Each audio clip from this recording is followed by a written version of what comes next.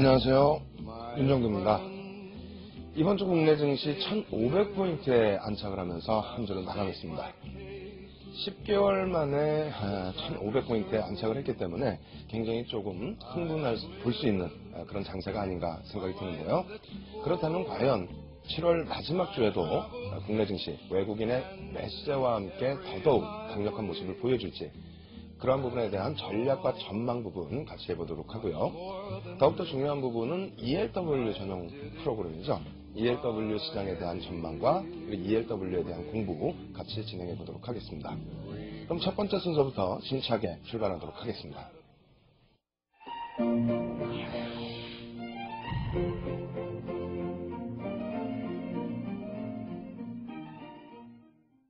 예, 첫 번째 순서는 ELW 전반적인 시장 상황에 대해서 알아보는 시간입니다. 도움 말씀 주실 분은 대신증권 파생상품운용부의 박은정 대리 함께 하셨습니다. 안녕하세요. 안녕하세요. 네. 일단 국내 증시 이번 주에도 여전히 강한 모습. 그러니까 2주 연속 사실상 굉장히 강한 모습을 보여주면서 1,500포인트에 안착을 했거든요. 그렇다면은 이러한 분위기가 ELW 시장에도 연결이 되면서 전체적으로 강하게 움직였는지 전체 시장부터 좀 점검해 주시기 바랍니다. 네. 이번 주 코스피 시장은 9일 연속 상승세를 보이면서 1,500선 안착을 시도를 했습니다. 그러나 개인과 기관 투자자의 차익 매물이 출회된 탓에 주 마지막 날은 오름폭이 다소 둔화가 되면서 혼조세로 한 주를 마감했습니다. 이러한 지수 상승 분위기 속에서의 한 주간 ELW 시장의 특징은 지난주에 이어 주식시장의 변동성 하향 안정세와 그리고 뚜렷한 주가 상승에 무게가 실린 탓에 당위성 매매 심리가 약화되면서 거래 규모가 감소를 했습니다. 또한 지난주에 비해서 삼성전자 등 개별 주식형 ELW에 대한 투자 비중이 늘면서 상대적으로 지수형 상품 비중이 감소했고요. 발행시장 역시 개별 주식형 상품의 상장이 두드러졌던 한 주였습니다. 네, 개별 종목에 대한 거래가 굉장히 두드러졌던 한 주라고 말씀을 해주셨는데, 그렇다면 거래 전체적인 대금 동향 이러한 부분들도 체크를 해보도록 하겠습니다. 일단 거래 대금이 그렇다면은 좀 침체 상태였다면 줄어들었을 걸로 예상이 되는데, 전체적인 거래 대금 동향도 좀 체크를 해주시기 바랍니다. 네. 먼저 한 주간 ELW 시장에서의 거래 대금 평균은 8,600억 원 수준으로 지난주와 비슷한 수준으로 거래가 되면서 숨고르기 국면을 이어갔습니다. 주식시장은 1,500선 돌파를 위해서 상승 분위기를 이어가면서 전주 대비 거래량과 거래 대금 모두 증가한 모습을 보여준 반면 주 중반까지는 ELW 시장에서는 한 7,800억 원대로 거래 대금이 줄어들면서 다소 침체된 분위기를 만들기도 했습니다. 그러나 주 후반 들어서 주식시장이 1,500선 안착을 위해 장중 등락폭이 커지면서 개인 투자자의 매매 심리가 다시 살아나면서 거래도 다시 증가한 모습을 살펴볼 수 있었습니다. 또한 전체 유가증권 시장에서 ELW가 차지하는 비중은 지난주 20%대에 머물렀던 것이 이번 주는 한 14%대로 머물면서 거래가 된 한 주였습니다. 예, 일단 거래 대금이 다소 감소가 되는 그런 흐름을 확인해 볼 수 있었는데요. 하지만 개별 종목에 대한 ELW 거래 부분은 조금 더 활발했던 그런 모습인 것 같습니다. 그렇다면은 수급별 주체들의 거래 대금 동향과 비중 부분 확인해 보도록 하겠습니다. 일단 전체적으로 거래 대금 비중 자체가 좀 많이 축소가 됐다고 해서 좀 아쉬운 감은 있습니다만, 일단 투자 주체별 수급 동향이 또 어떠했는지 그러한 부분까지 같이 좀 체크를 해 주시기 바랍니다. 네. 이번 주 역시 지난주에 이어서 LP사 유동성 공급자들의 적극적인 유동성 공급으로 인해서 기관 투자자의 투자 비중이 증가한 모습을 보였습니다. 우선 개인 투자자는 하루 평균 4,600억 원 수준의 거래가 되면서 전체 시장의 54%를 차지하며 가장 높은 비중을 여전히 차지하고 있고요. 다음으로는 기관 투자자가 3,900억 원과 그다음에 외국인 투자자가 110원 거래를 하면서 지난주 대비 기관과 외국인 투자자의 비중이 소폭 증가한 모습이었습니다. 이번 주 전체적인 시장 동향, 거래대금 부분은 상당히 감소를 했지만은, 또 다른 긍정적인 면도 확인할 수 있었던 것 같습니다. 기관 투자자들의 적극적인 매매, 이런 부분은 이제 변동성을 좀 잘 유지해줘서 개인 거래대금과 함께 기관 투자자들의 거래대금도 증가한 것이 아닌가 이렇게 생각이 되는데요. 그렇다면 뭐 지난주에 많은 얘기가 나왔던 것처럼 전체적인 시장의 질이 상당히 높아진 것이 아닌가 이렇게 생각이 됩니다. 전체적인 시장 발행의 특징 이러한 부분도 체크를 하시면서 다음 주에 또 시장 전망까지도 한번 예상해 볼 수 있는 순서인데 자세히 한번 물어보도록 하겠습니다. 전체 시장에서의 특징 부분, 발행 시장의 특징을 보면은 아무래도 기관 투자자들의 관심되는 업종에 집중되다 보니까 개인 투자자분들이 요즘 들어서는 또 발행 시장도 같이 확인하시는 경우가 많거든요. 네. 발행 시장 동향은 또 어떻게 되는지 좀 점검을 해주시기 바랍니다. 네. 매주 ELW 시장의 발행 시장의 동향은 좀 활기를 띤 그 분위기를 이어갔는데요. 이번 주 같은 경우는 좀 다소 주춤한 모습을 보였습니다. 또한 지수형 상품보다는 개별 주식형 ELW의 상장이 좀 두드러졌던 한 주였는데요. 신영증권을 비롯해서 8개 증권사가 한 주간 이제 새로운 상품을 시장에 선보였는데요. 신규 발행 종목 수는 96종목으로 매주 한 150여 종목 이상이 상장된 수준에 비해서는 상장 종목 수는 많지는 않았습니다. 최종 거래일이 도래된 종목은 개별 주식 ELW가 23종목으로 7월 24일 현재 시장에 상장되어 있는 종목은 총 3,053종목으로 7월 들어 꾸준히 3,000 종목 이상이 이제 유지가 되고 있습니다. 또한 한 주간 거래율은 58%대로 전주 54%에 비해서 크게 확대가 되었습니다. 마지막으로 이번 주가 최종 거래일이었던 개별 주식 ELW가 23종목 중에서 16종목이 최근 주가 상승으로 인해서 권리 행사가 되며 한 주 마감을 했습니다. 제가 어제 한 투자자분으로부터 만기 평가 가격에 대한 문의를 받았습니다. 그 투자자분도 개별 주식 ELW의 만기 평가 가격은 오후 거래일에 종가를 평균을 낸 가격으로 산정을 한다는 걸 알고 계셨는데요. 근데 그분은 안타깝게도 만기를 기준으로 해서 5일을 역산한 가격이라고 생각을 하셨다 봅니다. 근데 만기일날 이제 주가가 급등을 하면서 이제 그 투자자분은 당연히 권리 행사가 될 거라고 생각을 하셨는데 실질적으로는 ELW 시장에서는 최종 거래일을 포함한 과거의 오후 거래일의 종가를 가지고 만기 가격으로 산정을 하기 때문에 안타깝게도 그 투자자분은 권리 행사가 되지 않았던 사례가 있었습니다. 이러한 부분이 사실 좀 사소하면서도 좀 헷갈리기 좀 쉬운 부분이기도 되고 또 최근에 이제 주가 상승으로 인해서 개별 주식 ELW들이 이번 주처럼 좀 많은 종목들이 이제 권리 행사가 되면서 투자자분들도 이런 점은 좀 유의 깊게 좀 참고를 하셨으면 좋겠습니다. 일단 시장에서 많이 혼돈스러워 하시는 것 같습니다. 최종 거래일과 만기일의 기준, 그리고 개별 주식형의 권리 행사 부분과 그리고 지수형 ELW의 권리 행사 부분 굉장히 혼돈스러워 하시는 것 같은데요. 일단 기초 자료 부분 저희 전용 홈페이지에 자세히 나와 있으니까 그 부분 꼭 참조하시고요. 만기일 부분에서 그러한 요인 때문에 조금 불확실성에 대해서 손실을 보시지 않는 그런 현명한 투자자가 되셨으면 합니다. 그렇다면은 콜과 풋의 전체적인 시장 비중과 이러한 부분들은 어떻게 형성되고 있는지 이러한 질문도 다시 한번 드려보도록 하겠습니다. 지난주까지만 해도 한꺼번에 쭉 설명을 해주셨는데 네. 만기 평가일에 대해서 이제 그 설명을 해주시면서 잠깐 템포가 끊겼거든요. 네. 콜과 풋의 비중은 또 어떻게 형성되는지 그 부분도 설명 부탁드리겠습니다. 네, 그럼 먼저 한 주간 기초 자산별 이제 비중을 살펴보면요. 현재 전체 ELW 시장에서 개별 주식 ELW가 한 2,300여 종목으로 77%를 차지하고요.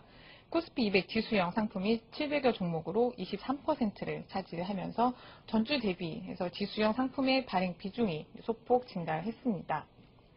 또한 권리 유형별로는 지난주 대비해서 큰 변동은 없었습니다. 여전히 콜 상품이 82%를 차지하면서 이 비율은 올해 초반서부터 일정한 그 비율로 유지가 되고 있습니다. 이번 주에도 신규 발행된 상품 기준에서 또 특징적인 모습들이 굉장히 많을 것 같은데요. 어떠한 기초 자산을 기준으로 해서 신규 상품들이 발행이 됐는지, 그렇다면 그러한 부분을 여러분들이 또 확인하시면서 다음 주에 업황에 대한 그런 전망도 같이 하실 수 있을 것 같습니다. 이 질문 심도 있게 또 질문을 드려보도록 하겠습니다. 일단 시청자분들께서 또 가장 궁금해하시는 내용 중에 하나가 LP, 그러니까 기관 투자자 입장에서 어떠한 업종과 어떠한 종목군들, 인기가 있어야 잘 판매가 될 수 있겠죠. 그래서 어떠한 상품군들 기초자산을 기준으로 해서 발행됐는지 그 부분도 좀 체크를 해주시기 바랍니다. 네.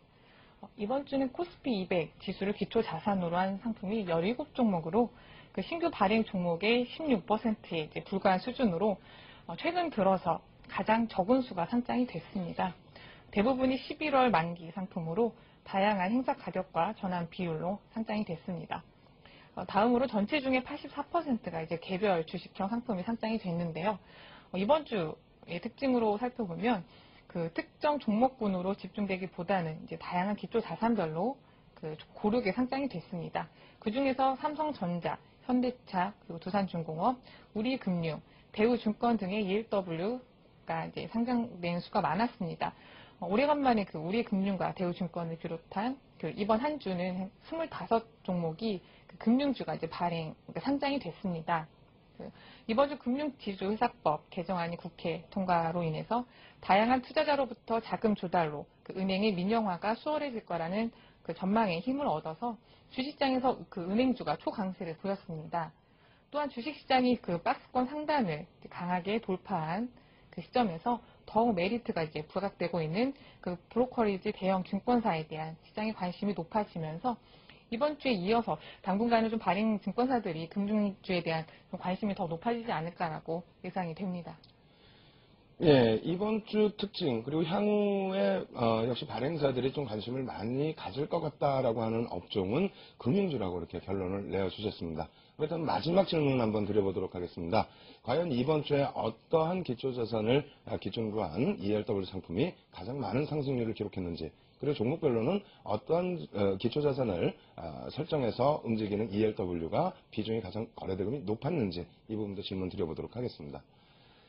일단 그 시장 흐름에 대비해서 ELW 시장의 흐름이 뭐 간혹 역행되는 경우도 있는 것도 있는데, 그렇다 손 치더라도 뭐 정상적인 범위에서는 같은 방향성으로 대부분이 움직이잖아요.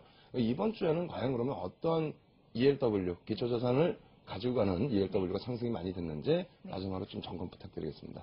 네, 이번 한 주간 그 가격 상승률 종목을 보면 대부분의 지수형 ELW 상품들이 많이 링크되어 있습니다. 특히 상위 종목 그 5종목을 살펴보면요, 한 종목을 제외하고는 4종목 모두 이제 지수형 콜 상품이었습니다. 5종목은 모두 만기 1개월 이상이면서 LP의 유동성 공급이 이제 원활히 이루어졌고요. 그리고 거래량이 50만 주 이상의 종목을 조건으로 해서 이제 산출한 종목입니다. 우선 한 주간 가장 높은 수익률을 보였던 종목은 현대중공업을 기초 자산으로 한 콜 상품입니다.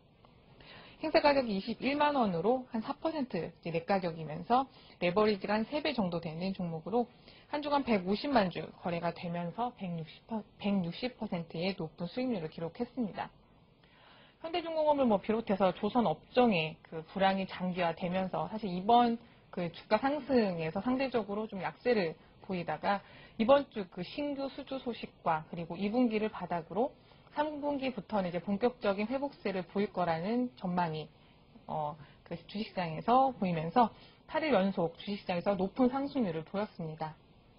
다음으로 지수형 상품 모두 행사 가격이 190과 195, 그러니까 즉 얕은 매가격인 콜 상품으로서 모두 8월 만기인 상품입니다. 레버리지가 한 16배 이상의 다소 높은 수준의 상품으로 한 주간 많은 거래와 그 수익률을 보였습니다. 이번 주에는 오래간만에 지수형 ELW 상품이 상승률이 좀 많이 두드러진 한 주였습니다. 예, 전체적인 시장 상황에 대한 부분 녹화방송 통해서 다시 한번 또 확인해 보시고요. 다음 주에도 ELW 시장에서 꼭 건승하시길 바라겠습니다.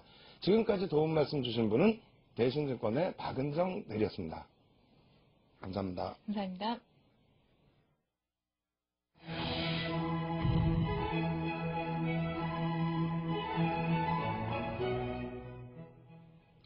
이번 순서는 ELW와 관련해서 시청자 여러분들의 궁금사항을 속 시원하게 풀어드리는 시간입니다. 참여하시는 방법, ELW 전문 홈페이지와 저희 프로그램 게시판을 통해서 활용하실 수 있겠는데요. 화면을 통해서 준비를 해봤습니다. ELW에 대해 좀 더 자세히 알고 싶으세요? 와우넷의 ELW 전문 홈페이지로 오세요. 회원가입하고 로그인한 후에 홈페이지 상단에 있는 ELW를 클릭하세요. ELW 전문 홈페이지는 알찬 정보로 구성되어 있습니다. ELW 관련 다양한 메뉴로 구성, 실전 및 모의 투자를 할 수 있고요. 출연진의 무료 생방송을 볼 수 있고요. ELW의 기초 상식을 쌓을 수 있습니다. 또 하나. 성공 프로젝트 주식워런트 증권 ELW 방송을 코너별로 다시 보기를 할 수 있습니다. ELW의 모든 것을 알 수 있는 ELW 전문 홈페이지. ELW에 관심 있는 여러분들의 많은 참여 바랍니다. 예, 화면을 통해서 소개해드린 것처럼 ELW 전문 홈페이지에 들어가시면 여러 가지 다양한 고급 정보들을 보실 수가 있겠습니다. 또한 궁금하신 사항을 토론방에 올려주시면요, 이 시간을 통해서 시원하게 풀어드리도록 하겠습니다. 이 시간 도움 말씀 주실 분은 동양증권증권 명일지점의 신명근 지점장 함께 하셨습니다. 네, 안녕하세요. 네, 오늘도 토론방에 올려주신 내용 중에서 한 분을 선정을 해서 질문을 풀어보는 시간 갖도록 하겠는데요. 화면을 통해서 질문 내용 살펴보도록 하겠습니다. 현재 시점에서 한 달 이상 풋을 가지고 가고 싶은데 어떤 월물을 선택해야 하나요? 상품을 선택한 후에는 시장의 흐름에 따른 대응 전략 같은 게 있을까요?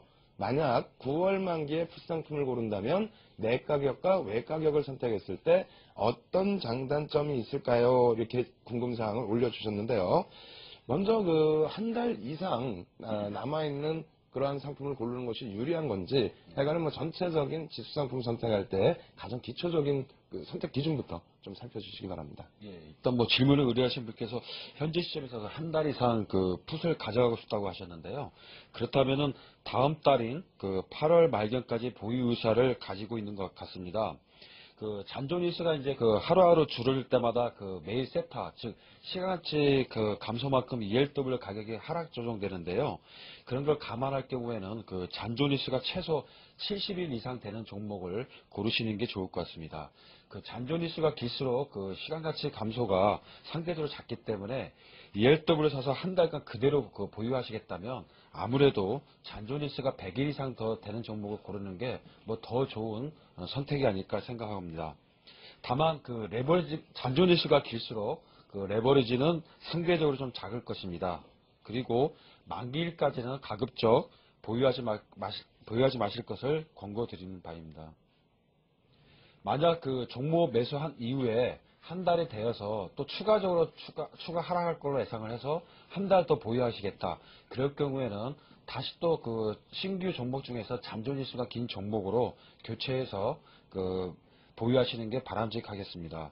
또한 가급적이면 등가격 수준에 근접한 약한 외가격 종목 중에서 선정하는 것이 좀 더 안정적인 종목 선택이라고 하겠습니다. 달리 말하면 델타 값이 마이너스 0.4 또는 페리티가 한 90이 이상 되는 종목군에서 선택하시는 것이 좋을 것 같습니다. 한편 LP 유동성 공급자의 보유 수량 또는 보유율이 큰 종목을 고르시는 게 더 좋을 것으로 생각이 됩니다. 예, 다시 한번 정리를 해드린다면 ELW 파생 상품이기 때문에 세타라든가 이런 프리미엄 가치가 이제 떨어지는 것을 감안한다면 가급적이면 이제 잔존일수가 조금 더 넉넉하게 있는 상품이 유리하다, 이런 말씀을 해주셨고요. 또 시청자분께서 궁금해하신 내용 기준에서는 9월까지 보유할 풋 상품이라는 기준을 잡아주셨기 때문에 이 부분에 대해서도 다시 한번 질문을 드려보도록 하겠습니다. 지금 기준에서 9월까지라고 말씀해 주셨기 때문에요. 앞서 말씀해 주신 것처럼 이제 잔존일수는 비슷하게 맞아 떨어지는 것 같은데, 그러한 부분들 조금 더 이제 자세하게 설명을 좀 부탁드리겠습니다. 네네네.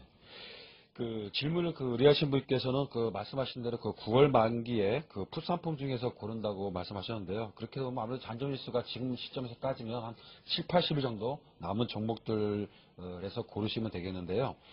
이 잔존 기간에 해당하는 종목 후보군들을 고른 후에는 다른 조건이 다 비슷하다면 상대적으로 내재 변동성이 작고 세타가 작은 종목을 최종적으로 비교 선택해서 고르시는 것이 좋습니다. 끝으로 종목 매입 후에는 유동성 공급자 즉 LP의 보유 수량이 얼마나 소진되고 있는지, 즉 팔려나가고 있는지를 수시로 체크해야 합니다.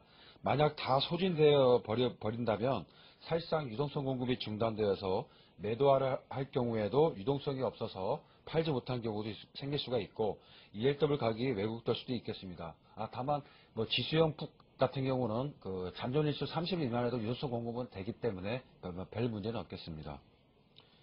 예, 잔존일수가 어느 정도 이제 확인이 돼서 가지고 갈 때는 내재 변동성, 그리고 이제 세타, 그리고 LP들 보유 물량, 이러한 부분들을 뭐 체크하시면 된다라고 말씀을 해주셨고요.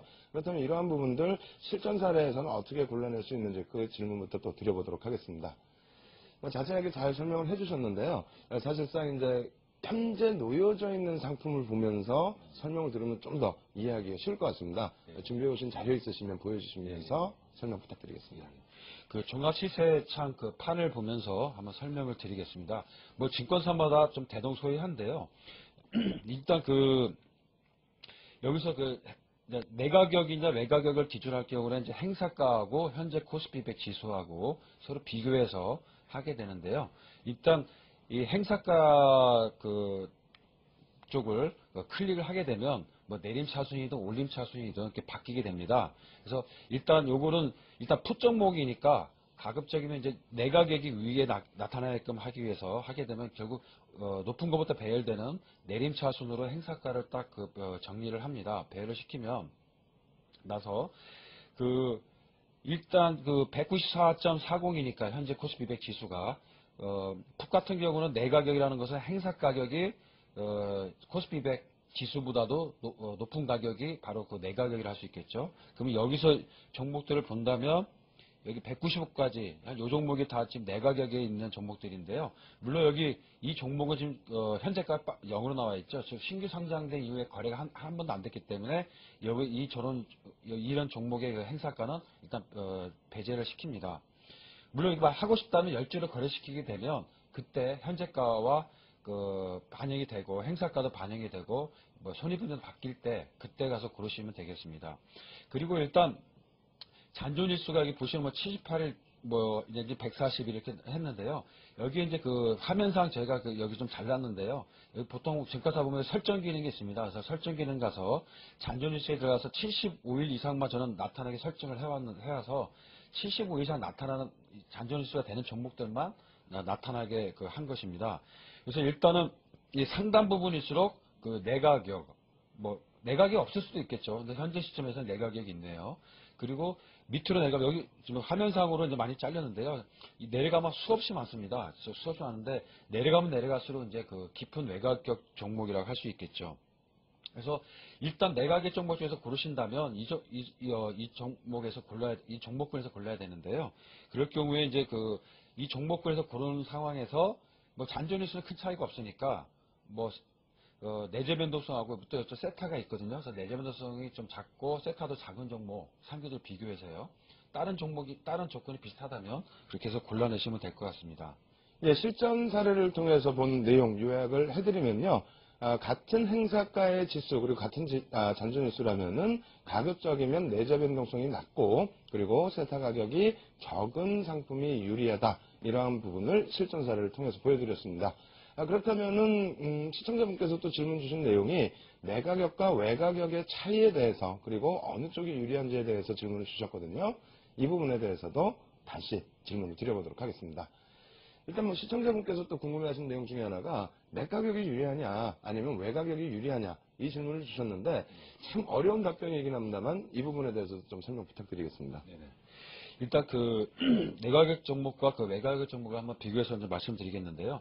외가격 종목은 내가격 종목에 비해서 프리미엄이 싸고 또 레버리지는 더 크다고 할 수 있습니다. 다만 외가격 종목은 지수가 크게 하락하는 등 아랫방향으로의 변동성이 커지면 더 큰 수익을 낼 수는 있지만 만약에 방향이 틀렸을 경우에를 대비를 한다면 그만큼 위험 노출도가 더 크다고 할 수 있겠습니다. 깊은 외가격 종목은 더욱더 그러하겠죠. 그래서 그런 종목들은 손익분기점에 도달할 가능성이 매우 적기 때문에 만약 만기까지 그대로 보유하셨다가는 원금 전체를 다 손실 볼 수도 있습니다. 반면에 내가격 종목은 상대적으로 프리미엄이 비싸며 레버리지는 더 작다고 할 수 있습니다. 하지만 일부 행사 가치를 갖고 있어서 위험 노출도는 상대적으로 작다고 할 수 있겠습니다. 다만 내가격 종목도 당연히 풋점의 경우에는 지수가 큰 폭으로 상승한다면 당연히 외곽으로 다시 변할 수 있겠죠. 예, 내가격과 외가격이 차이점이 분명히 있습니다. 근데 그것이 어느 쪽이 좋다라고 설명드리기에는 다소 어려울 것 같은데요. 그 부분에 대해서는 투자 성향에 따라서 좀 달라지지 않을까. 그래서 지금 설명해 주신 것처럼 내가격 쪽의 기준은 안정 성향을 좀 높일 수 있고요. 그리고 외가격 쪽의 기준에서는 좀 공격적인 성향이신 분들의 수익률을 조금 높이실 수 있는 방법. 다만 굉장히 위험이 많이 따른다는 부분 꼭 염두를 해두셔야 될 것 같습니다. 그렇다면 이 부분도 실전 사례를 통해서 HTS상에서는 어떻게 상품을 설정할 수 있는지 질문 한번 드려보도록 하겠습니다. 일단 뭐 외가격, 내가격 설명을 쭉 해주셨는데 HTS상에서 이렇게 놓고 보실 때 어떤 기준이 내가격이고 외가격인지 그 부분도 좀 비교 설명을 좀 부탁드리겠습니다. 네, 그러겠습니다. 일단 그 잔존일수가 그 비슷한 그 내가격 종목과 그 외가격 종목을 창을 보면서 한번 설명을 드리겠는데요. 일단 그 내가격 상태의 지수풋 ELW를 한번 예로 들었습니다. 뭐 잔존일수는 그 9월 말 정도의 그 만기일이 10월 8일이죠. 그러니까 대강 잔존일수가 79일 남았는 종목인데요. 여기 보시면 그 코스피100 지수가 194.299, 행사 가격이 205, 즉 행사 풋 종목에서 행사 가격이 현재 그 코스피 보다도 가격이 지수가 높기 때문에 이건 내가격 종목이라 할 수 있겠죠. 그리고 이미 그 여기 내재 가치 보시면 내재 가치가 1071원, 시간 가치는 838원. 즉 내재 가치가 생겼다, 행사 가치가 생겼다는 얘기 이미 내가격에 들어와 있다는 뜻을 의미합니다. 그래서 사실상 그 ELW의 그 가격 현재가는 이 내재 가치 플러스 시간 가치이기 때문에 둘을 더하면 1910원이 나오죠. 그래서 이게 항상 둘을 합친 가격입니다. 그래서 어떤 내재 가치가 0이 아니고 일단 어느 정도의 그 가격이 써 있다면 이건 내가격에 들어온 거고요. 또 다른 걸로 또 본다면은 이 밑에 ITM, 인더머니죠. 즉 내가격이라는 뜻이고요. 아까 페르티도 100이 넘어가면 그 내가격에 진입한 거고요. 100일 때는 등가격, 100 미만일 때는 그 외가격을 의미합니다. 즉 다 내가격을 다 표시하는 게 여러 가지로 포함이 돼 있고, 물론 델타도 마찬가지입니다. 이제 푸시니까 이게 마이너스가 붙었지. 델타도 그 0.5일 때가 등가격이고 0.5 이상일 때는 내가격, 0.5 미만일 때는 이제 외가격. 그걸 의미하기 때문에 여러 지표를 통해서 그 내가격 상태인 종목을 구분할 수 있겠습니다. 그래서 이런 종목을 보면 물론 이제 좀 이따가 외가격을 비교를 하겠는데요. 이 내가격 같은 경우는 보시면 이 기어링 비율, 즉 레버리지를 뜻하는데요. 마이너스 5.88, 즉 상대적으로 좀 레버리지가 작은 편이죠. 아까 좀 전에 그 외가격과 비교를 했는데요. 레버리지가 상대로 좀 적은 편이고요. 그래서 그렇게 보시면 됐고, FPV율은 뭐 99.28, 뭐 별 문제가 없겠죠. 그래서 하여튼 다만 이 소진율을 계속 좀 체크를 하셔야 될 것 같고요. 그리고 손익분석까지 굳이 보신다면 194.29가 185.90이 돼야 자기가 ELW에 투자했던 원금을 이 밑으로 떨어져야만이 자기의 투자 원금은 챙길 수 있다는 얘기죠. 만기까지 갖고 갔을 경우에요. 이제 네. 그 다음에 이제 그 외가격 상태의 그 지수 풋을 한번 말씀드리겠는데요. 이 종목도 여러 지표를 통해서 그 외가격의 를 나타내는 상황이 많습니다. 말씀드린 대로 그 똑같이 194.29 코스피 지수가, 근데 행사가는 175. 행사가가 이거보다 더 밑에 있죠. 그래서 즉 외가격이라는 이야기죠. 여기 OTM, 아그로돈머니죠. 그러니까 즉 이게 또 외가격을 뜻하는 거고, 여기 페르티도 100 미만이니까 외가격이라는 뜻이고요. 그래서 즉 외가격인 종목은 그 내재 가치, 행사 가치가 행사할 수 없는 상황이잖아요. 만약 이 상태의 만기라면요. 즉 그래서 내재 가치가 0이라는 이야기입니다. 이 상태로 만약 만기 상태가 됐다. 그러면은 그 투자 원금은 제로가 되는 거죠. 다 전액 손실 보게 되는 거죠. 아직은 이제 만기가 70일 남아있기 때문에 상관없는데, 그래서 두 개의 내재 가치는 0이고 시간 가치만 430원. 즉 현재가 430원은 시간 가치만 현재 있는 그 ELW 가격이라는 뜻입니다. 그래서 이렇게 구분하시면 되고요. 뭐 LPV도 91.85 그런 상황입니다. 그래서 뭐 이렇게 해서 구분하시면 되는데, 아까 내가격 같은 경우는 마이너스 유효 기어링 비율, 즉 그 레버리지가 마이너스 5.8이었는데 이건 외가격이니까 좀 그 레버리지가 더 커서 마이너스 10까지 이렇게 되어 있습니다. 네, HTS상에서 내가격과 외가격을 확인해 보는 방법 배워봤습니다. 일단 뭐 가장 중요한 부분은 행사가에 놓여져 있느냐, 그러니까 행사를 할 수 있는 상태이냐, 아니면 행사를 못하는 상품이냐에 따라서 내 가격과 외 가격이 이제 정해지고요. 여러 가지 이제 페리티라든가 이런 부분을 통해서 또 확인할 수 있으니까 차분하게 기초적인 부분 다시 공부하셨으면 하겠습니다. 전체적으로 오늘 질문 주신 내용에 대한 답변 속 시원하게 풀어드렸는데 잘 이해가 안 되신다 하시면 녹화방송 통해서 다시 한번 공부하실 것을 권해드립니다. 예, 오늘 도움 말씀 주신 분은 동양증권증권 명유지점의 신명근 지점장이었습니다. 예, 감사합니다. 감사합니다.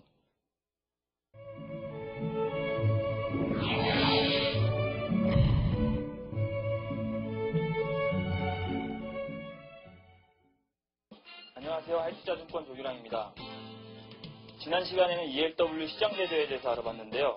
이번 시간에는 첫 시간에 간략히 말씀드렸던 콜, 풋, 워런트에 대한 개념을 다시 한번 잡고 손익구조에 대해서 살펴보겠습니다. ELW는 대상이 되는 주식의 등락에 따라서 가치가 변동되는 상품입니다. 대상 자산이 상승할 경우 이익이 발생하는 콜 ELW가 있고요. 하락할 경우 이익이 발생하는 풋 ELW가 있습니다. 콜 ELW는 콜옵션과 동일한 구조이고 미리 정해진 가격에 매수할 수 있는 권리를 이야기합니다. 콜 ELW를 매수할 경우 투자자는 대상 주식의 가격이 상승할 경우 수익이 발생하게 됩니다. 예를 들어 삼성전자를 60만원에 매수할 수 있는 권리를 보유한 투자자라면 삼성전자가 60만원 이상으로 상승할 때 수익이 나는 구조가 되고요. 추가적으로 주가가 상승할 경우에 수익이 극대화가 되므로 주가 상승을 기대하게 됩니다. 이러한 콜 ELW의 손익구조를 그래프로 표시하게 되면 지금 보시는 것과 같은데요. 삼성전자 콜 ELW를 가정하면 그림과 같이 만약 삼성전자가 상승할 경우에는 이익이 증가하게 되고 삼성전자가 하락하면 손실이 나는 구조를 가지고 있습니다. ELW 수익구조의 특징은 바로 손실금액이 한정된다는 것입니다. 그림과 같이 대상 주식이 일정 수준 이상으로 하락하면 손실이 더 이상 발생하지 않는 구조를 가지고 있습니다. 만약 만기일 콜 ELW 가치가 없어지게 되면 권리를 포기하면 되기 때문에 최초에 지불한 매수 금액만큼만 손실을 보고 더 이상 손실이 발생하지 않습니다. 반면 풋 ELW는 대상 주식을 특정 가격에 팔 수 있는 권리를 의미합니다. 풋 ELW를 매수할 경우 투자자는 대상 주식의 가격이 하락할 경우에 수익이 발생하게 됩니다. 예를 들어서 삼성전자 주식을 60만원에 팔 수 있는 권리를 가진 풋 ELW 투자자라면 삼성전자 주식이 60만원 이하로 하락할 때 수익이 나는 구조가 되므로 주가 하락을 기대하게 됩니다. 이 콜 ELW와 마찬가지로 풋 ELW 역시 손실 금액은 최초에 지불한 매수 금액에 한정됩니다.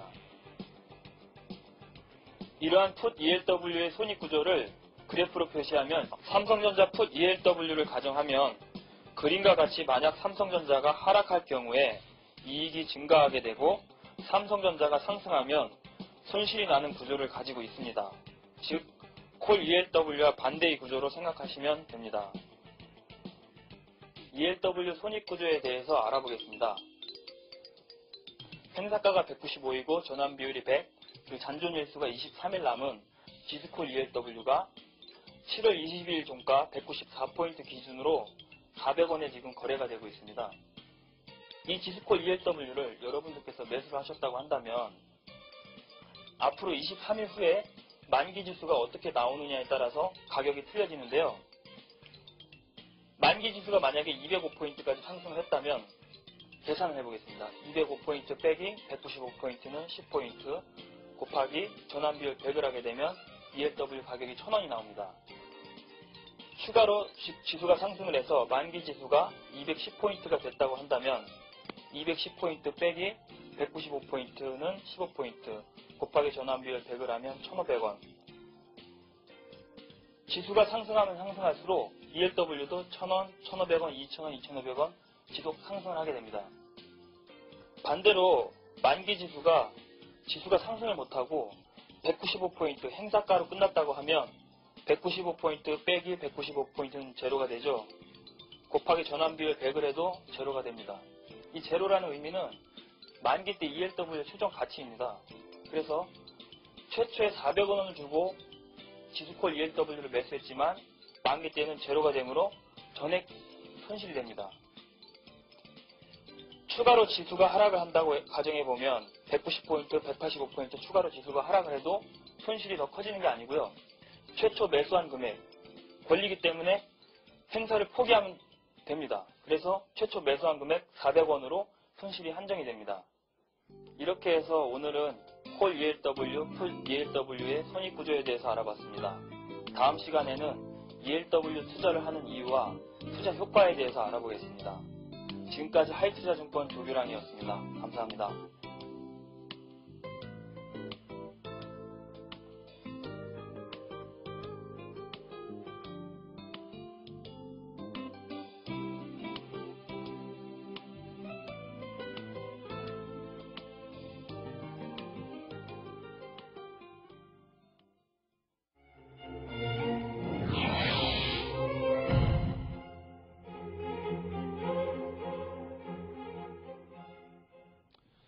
마지막으로 다음 주 국내 증시 어떻게 전개될 것인지의 전망과 전략을 한번 들어보는 시간입니다. 이 시간 도움 말씀 주실 분은 골든브리지 투자증권 리서치팀의 이상준 센터장 함께 하셨습니다. 네, 안녕하세요. 네, 안녕하십니까. 일단 국내 증시의 흐름에 있어서 강도 높은 흐름 계속해서 나오고 있는데요. 시청자 여러분들 잘 아시는 것처럼 GDP 성장률 기대 이상으로 나와줬습니다. 이 부분 계속해서 긍정적으로 놓고 볼 수 있는 부분인지 자세하게 한번 질문 드려보도록 하겠습니다. 기대 이상의 GDP 성장률이 나와줬는데요. 사실 그 혼란스러운 부분도 또 있거든요. 그러니까 마이너스 2.5%다라는 얘기도 있고, 예. 한쪽에서는 또 2.3% 성장이다. 이런 얘기도 있는데, 그 차이점 부분부터 설명 주시면서 전체적으로 이게 긍정적인 것인지, 더 효과가 있을 것인지 답변 좀 부탁드리겠습니다. 예, 그 마이너스 2.5% 성장이라도 그렇게 부진한 수치는 아니고요. 예. 우리나라 이제 그 GDP 성장률을 1분기부터 이제 그 전기 대비로 이제 바꾸고 있습니다. 아, 그럼 마이너스 2.5는 작년 동기 대비, 그러니까 작년 예. 2분기 대비한 것이고요. 예, 예. 선진국에서는 사실 그 전기 대비를 하면서 이제 연율로 환산을 하는 경우가 되게 많고요. 예. 중국 같은 경우는 이제 전년 동기 대비. 그러니까 예. 지표는 전기 대비하는 게 사실 선진국 지표가 맞습니다. 아, 예, 예. 그래서 2.3% 성장이라는 게, 얼마 전에 기획재정부에서 예. 2분기 성장률이 한 1.7% 정도로 상승할 것이다. 예. 이렇게 얘기를 했는데 그거에 대비해서 더 좋아진 거죠. 더 좋아진 거네요. 일단 예. 지표 자체는 긍정적인 거는 틀림없고요. 부문별로 한번 좀 살펴볼까요? 차트를 네. 보면서 말씀드리겠는데요. 부문별로 보면 이제 생산과 지출 두 가지로 나눠서 보게 되는데 생산 쪽에서는 제조업 쪽이 상당히 좀 좋았습니다. 예, 예. 지출 쪽에서는 설비 투자, 민간 소비, 재화 수출 이런 쪽이 상당히 좀 성장을 경인했다고 볼 수가 있겠습니다. 예. 근데 이 재료가 호재일까요? 아닐까요? 이거 좀 진행자께 여쭤보겠습니다. 글쎄요, 제가 생각할 때는 사실상 물론 우리나라 역대적인 흐름도 있긴 합니다만, 참여정부 때부터 해서 역대적인 그 GDP 성장률 대비해서는 조금씩 계속 낮아진 거라고 생각이 들거든요. 그런 부분도 있긴 있겠고, 예. 또 한 가지는 이제 두 가지 정도 이유가 더 있는데, 예. 항상 이제 GDP 발표되면 제가 그런 말씀 드리죠. 재료가 노출된 재료다. 그렇죠. 이게 너무나 늦게 발표되는 부분도 있고, 예. 사실 그 7월달 들어서 해외 주요 IB들이 막 약속이나 한 듯이 일제히 한국 성장률 전망치를 상향 조정했거든요. 예, 예. 거의 모든 IB가 그랬다고 봐야 되고, 예. 또 한국은행에서도 올해 성장률이 마이너스 1.6%까지 좋아질 것이다. 예, 예. 이렇게 좀 얘기를 했기 때문에 노출된 재료라는 시각이 하나 있을 수가 있겠고요. 예. 두 번째는 이제 이 성장세가 하반기까지 지속될 수 있을지 여부입니다. 예, 예. 근데 제가 이제 여러 가지 부문들을 말씀을 드렸는데, 민간 소비가 왜 늘었을까요, 2분기에? 일단 경기 부양책이 본격적으로 예. 진행되면서 유동성이 증가한 부분 아닐까요? 유동성도 많고요. 예. 가장 중요한 부분이 자동차 관련돼서 예, 세금 예. 관련된 그렇죠. 이런 부분이 일관성 요인이 좀 작용을 했고, 예. 설비 투자도 이렇게 보면 굉장히 큰 폭으로 증가한 것 같은데 좀 착시 현상이 있어요. 네. 작년 4분기하고 올해 1분기하고 굉장히 설비 투자가 둔화됐었거든요. 예. 거기랑 비교를 하다 보니까 어떤 착시 현상이 좀 나타나는 부분이 하나 있다. 예. 그리고 이제 결정적으로 상반기에 상당히 경제가 빠른 속도로 회복되는 모습을 보이고 있는데, 예. 정부가 이제 재정 집행을 굉장히 서둘러서 실시를 했거든요. 예, 예. 그 부분이 상당히 많이 영향을 미쳤는데, 최근 들어서 출구 전략 얘기가 많이 나오고 있죠. 그렇죠. 이런 상황에서 정부에서 계속 이런 성장 쪽으로 계속 유동성 완화 정책을 펼 수 있을 것인지, 예. 이 부분에 대해서 조금 의구심이 들고 있는 겁니다.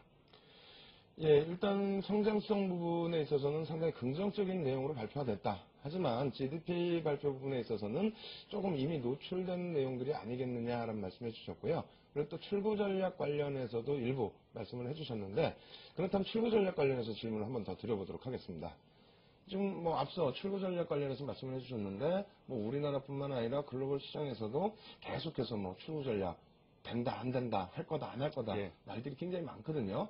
그러한 얘기들이 나오는 이유들, 그런 부분들부터 해서 쭉 또 설명 부탁드리겠습니다. 아무래도 뭐 유동성 완화 정책, 과잉 유동성 문제는 전 세계가 공통으로 갖고 있는 고민이고요. 예. 그래서 우리나라도 이제 그 KDI에서 보고서가 하나 나오면서 예, 예. 출구 전략 정책이 나올 것이냐 안 나올 것이냐 여기에 대해서 논란이 많습니다. 예. 우선 이제 좀 전에 말씀드렸는데 상반기에 재정 집행이 집중됐다고 말씀드렸는데요. 차트를 예. 좀 살펴볼까요?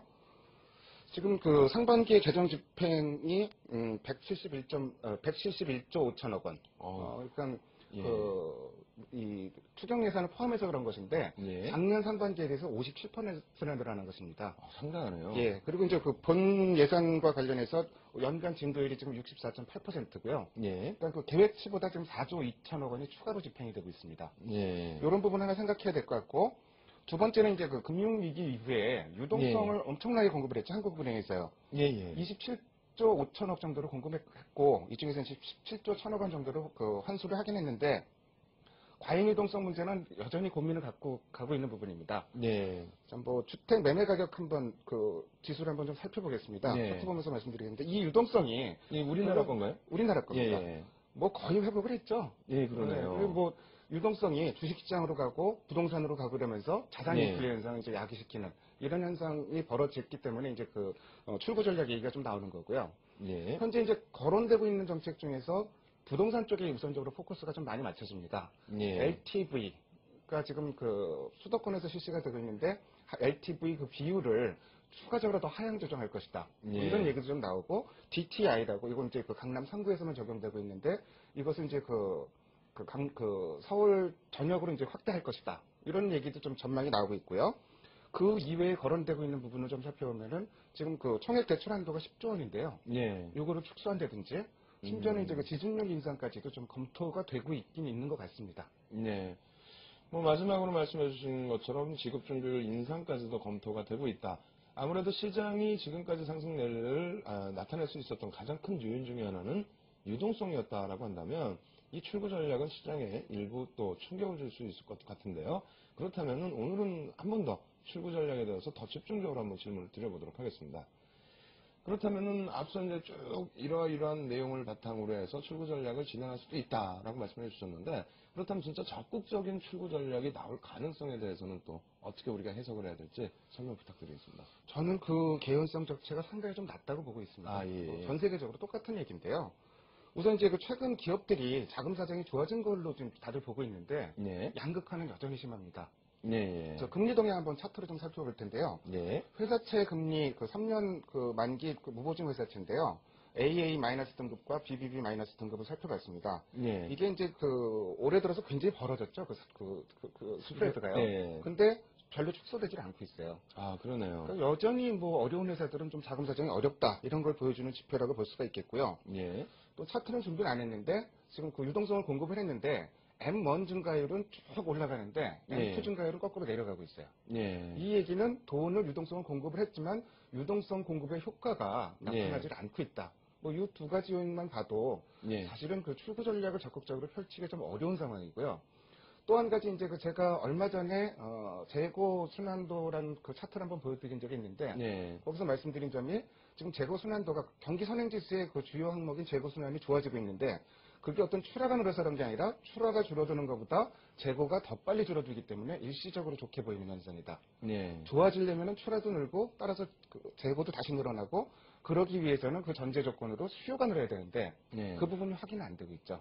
예. 이제 거기다가 이제 그 결정적으로 사실 미국에서도 이 출구 전략 논의가 굉장히 많았었잖아요. 예. 그렇죠. 근데 결론은 지금 유동성 완화 정책으로 계속 가는 쪽으로 좀 거의 이제 그 예. 결론이 지어지고 있고요. 근데 과거 정책상으로 볼 때 우리나라에서 과연 선제적으로 어떤 이 출구 전략을 펼 수 있을까? 이 예. 부분에 대해서는 좀 의구심이 들고요. 그래서 전체적으로 결론을 내리자면은 강력한 그 출구 전략을 펼칠 가능성은 그렇게 크지 않다고 보고 있습니다. 예. 네, 일부 자산 부분에 대해서는 일부입니다. 조금 우려할 부분도 있겠습니다만 그렇다고 해서 지금 경기 부양책을 통해서 나온 유동성 부분이 너무 광범위하게 뻗어 있거나 그렇지 않기 때문에 현재 기준에서는 뭐 우리나라 시장뿐만 아니라 글로벌 시장 전체적으로 적극적인 출구 전략을 단행하기는 다소 어려울 것이다라는 전망을 주셨습니다. 그렇다면은 출구 전략 부분에 대해서 이제 요즘에 관심도 많이 있었던 부분인데 거기에 이제 추가적인 부분이 아무래도 이제 수급 동행이 되겠죠. 수급 동행에 대해서도 한번 질문을 드려보겠습니다. 출구 전략 부분이 그렇다면 뭐 우려했던 것만큼 그렇게 공격적이지 않다라고 한다면 그럼 시장의 그 전체적인 수급 동향 이 부분도 지금처럼 뭐 외국인이 끌고 갈 수 있는 뭐 그런 장세가 계속 될 것인지 이러한 부분도 또 한번 체크를 해주시기 바랍니다. 여전히 결론은 외국인이라고 이제 먼저 결론부터 말씀드릴게요. 예. 사실 최근에 보면은 일시적으로 좋아지는 것 같아 보이는 게 있어요. 네. 예탁금이 지금 13조 8천억, 14조 원대 이제 거의 근접을 했습니다. 예. 그러니까 7월 한 달 동안만 1조 원이 늘어난 거예요. 예, 예. 이 부분만 보면 딱 좋아 보이는데 근데 예. 개인 투자자들이 7월 한 달 동안 2조 8천억을 주식을 매도했습니다. 아, 그런가요? 그러니까 매도한 금액 대비해 보면은 실제로 개인 투자자들의 돈은 빠져나갔다. 그렇게 되네요. 이렇게 예. 이제 볼 수가 있겠고요. 또 ETF를 제외한 그 국내 주식형 펀드 잔고를 살펴볼 때도 예. 이게 좀 주춤주춤했었는데 7월 들어서 지금 5천억 원 이상이 빠져나가고 있어요. 예. 그 이유는 뭐 당연하겠죠. 뭐 시장이 급등하니까 거기서 이제 공포감을 느낀 투자자들이 그렇죠. 이제 예. 환매를 한 것이라고 볼 수가 있겠습니다. 반면 이제 그 외국인들은 뭐 변함없는 매수세를 보이고 있는데 예. 외국인들이 사실 그 현물 쪽 사는 것보다 선물 쪽을 공격적으로 사고 있기 때문에 예, 상당히 예. 좀 의미가 있다고 보여집니다. 예. 그러니까 뭐 선물 그 작년 지난달 6월 예. 동시 만기 이후에 현재까지 누적 매매를 생각해 보면은 7월 들어서 드디어 순매수로 전환이 됐습니다. 예, 그렇죠. 그리고 시기적으로 봤을 때도 저희 9월 달에 FTSE 선진국 지수 편입을 앞두고 예, 있다는 예. 점. 뭐 그리고 이제 대형주만 사긴 사지만 그 전에 외국인들이 특정 종목만 찍어 사는 게 아니라 이제는 저희 그 업종 전반에 걸쳐 매수세가 확산이 돼 있다는 점. 예. 이런 점들을 종합해서 볼 때 적어도 외국인들이 공격적인 매도세로 돌아설 가능성은 없지 않느냐. 이렇게 예. 좀 결론 내리고요. 예. 다만 이제 경기에 대한 부분은 항상 있습니다. 예. 뭐 가장 큰 부분이 지금 대형주들 가격 부담이 너무 높아졌어요. 좀 그렇죠. 예, 그런 부분이 하나 있을 수 있겠고요. 차트를 이제 하나 다시 살펴볼까요? 예. 지금 외국인들 시가총액 비중이 7월 들어서 다시 30%대로 올라왔습니다. 예, 예. 근데 이제 그 2008년도에 외국인들이 주식을 집중적으로 이제 팔기 시작하는 그 이제 시발점에서 봤을 때 예. 외국인들 시가총액 비중이 31%대였습니다. 예, 예. 그러니까 그 어느 정도 편입이 좀 이루어진 상황이기 때문에 예. 이런 부분들은 좀 주의를 좀 요하는 부분입니다. 아, 일단 외국인들의 시가총액 비중 자체가 증가하는 부분들 공격적으로 매수를 해줘서 고맙기는 합니다만 일단 시장이 기존에 고점을 찍고 밀려 내려온 수준, 그 수준 등을 감안했을 때는 공격적인 외국인들의 매수가 다소 주춤거릴 수도 있다. 이러한 부분으로 설명을 해주셨습니다. 일단 그렇다면 뭐 가장 중요한 것이 다음 주 7월 마지막 주간이 되는데 다음 주에 국내 증시는 어떻게 전개가 될 것인지 또 이에 대한 투자 전략 어떻게 가지고 가야 될 것인지 질문 드려보도록 하겠습니다. 일단 뭐 가장 어렵기도 하고 또 가장 궁금해하시는 시청자분들의 그 궁금증의 한 가지인데 뭐 여태까지는 굉장히 긍정적으로 말씀을 잘 해주셨거든요. 그러니까 확인하고 접근하자. 또 확인한 이후의 흐름도 굉장히 강하게 잘 나와줬고요. 예. 뭐 1000에서부터 이번만 되면 뭐 1500까지 갈 수도 있다라는 말씀까지도 해주셨는데 일단 그렇다면은 이제 또 7월 마지막 주간이기 때문에 다음 주에 우리가 어떻게 대응 전략을 꾸려나가야 될지 전망과 전략 말씀 부탁드리겠습니다. 요새 투자자 여러분들께 가장 많이 받는 질문이 그겁니다. 지수는 1500인데 왜 내 종목은 안 올라가냐. 뭐 이런 그렇죠. 얘기들을 예. 많이 실제로 그 영업을 하시는 분들도 그렇고 그 종목들이 수익률이 나질 않고 있어요. 네. 사실 뭐 지수가 더 올라가느냐도 중요하지만 지금 개별 종목적으로 다시 시세가 돌아가느냐 이 부분이 중요할 것 같은데 그렇죠.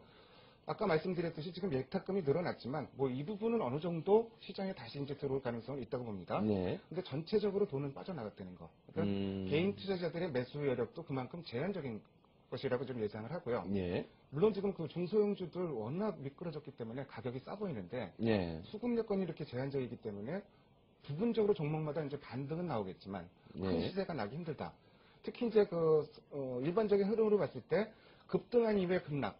그 예. 이후에 다시 시세가 복원되려면은 경험적으로 상당히 시간이 오래 걸리죠. 그렇죠. 그래서 좀 반등은 있겠지만 어떤 그 시장 무게 중심은 여전히 대형주 쪽으로 간다. 그리고 예. 수급상으로 봤을 때도 여전히 키팩터는 외국인이다. 이런 부분을 예. 좀 계속 생각을 하셔야 될 것 같고요.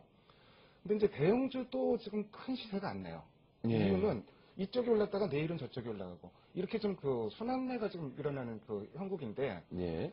사실 그 대형주를 중심으로 접근을 할 때도 시장이 더 올라갈 거로 생각한다고 하더라도 매 종목의 목표 수익률은 좀 낮게 가져가야 되는 편입니다. 천적인 대형주 중심으로 접근을 하면서 목표 수익률은 낮게 잡고 네. 특히 이제 뭐 제가 이제 지난주에 증권주 말씀을 드렸는데 증권주는 아직 뭐 실적이 발표가 안 됐기 때문에 예. 증권주도 역시 뭐 단기적으로 모멘텀이 추가적으로 있다고 생각을 하고 있습니다. 예. 그렇다면은 뭐 한 가지 더 질문을 드려보고 싶은데요. 가장 우려되는 부분 중에 하나가 아무래도 이제 개인 투자자분들은 극대형주보다는 또 이제 뭐 개별 종목도 하실 수도 있고 테마주도 하실 수 있고 이런 그 투자자분들도 많으신데 유가증권 시장은 연중 고점을 막 계속 뚫어주고 근데 코스닥 시장 같은 경우에는 고점 대비 여전히 뭐 11%, 12% 아직 마이너스 상태거든요. 그럼 이 흐름이 당분간 뭐 좀 지속될 수 있다라는 말씀이신 건지. 예, 예. 또 국제적인 변화는 있겠지만 큰 흐름 자체는 이렇게 간다고 보고요. 예. 이 대목에서 참 그 투자자 여러분께서 생각하셔야 될 부분이 항상 투자자 여러분들은 낙폭거래점을 찾아요. 예, 근데 그렇죠. 이렇게 한번 시세가 났다가 낙폭이 커진 종목들은 시세가 복원될 때까지 상당히 시간이 걸린다는 거. 예. 그러니까 오히려 모멘텀적으로 가는 종목들을 단기적으로 접근해야지 좀 그 낙폭이 커져서 움직이지 않고 있거나 추가 하락 가능성이 있는 종목들에 대해서 가격이 싸다고 접근하는 건 좀 무리한 발상이 아닌가 좀 이런 그렇죠. 생각이 또 고점 대비해서 하락률만 놓고 보시기에는 예. 저점 대비 올라온 폭도 확인을 해야 된다. 그렇습니다. 예, 잘 알겠습니다. 예, 일단 전략 부분에서 지난주에 굉장히 저도 기억이 남는데요. 지난주에 말씀해 주신 내용 3월 결산 법인이기 때문에 1사분기 실적 나오는 증권주 자세히 한번 살펴보자 이렇게 말씀을 해주셨거든요. 근데 이번 주에도 역시 똑같은 말씀을 해주셨습니다. 아직까지 실적 발표 앞두고 있기 때문에 조금 더 이제 모멘텀이 있을 수 있다. 다음 주에 증권주 여전하게 관심 업종으로 말씀을 해주셨고요. 그리고 시장 전략 부분에 있어서는 뭐 윗방향 조금 더 놓고 보신다 할지라도 수익률 목표치는 조금은 낮춰놓자 이렇게 말씀을 해주셨습니다. 예, 지금까지 도움 말씀 주신 분은 골든브리지 투자증권 이상준 센터장이었습니다. 예, 감사합니다. 예, 이렇게 해서 오늘도 저희가 준비한 내용은 모두 보내드렸습니다. 다소 아쉬운 부분도 있고요. 여러 가지 향후 범위에 있어서 배울 점이 더 많은데 라고 생각하시는 부분도 있으실 겁니다. 항상 모자른 방송이지만은 최선을 다해서 열심히 노력하겠고요. 또 여러분들 궁금하신 사항에 대한 답변 저희 전용 홈페이지와 토론방을 통해서 답변도 올려드리고 그리고 이 시간을 통해서도 시원하게 풀어드리도록 하겠습니다. 그럼 저는 다음 주에 다시 찾아뵙도록 하겠습니다. 감사합니다.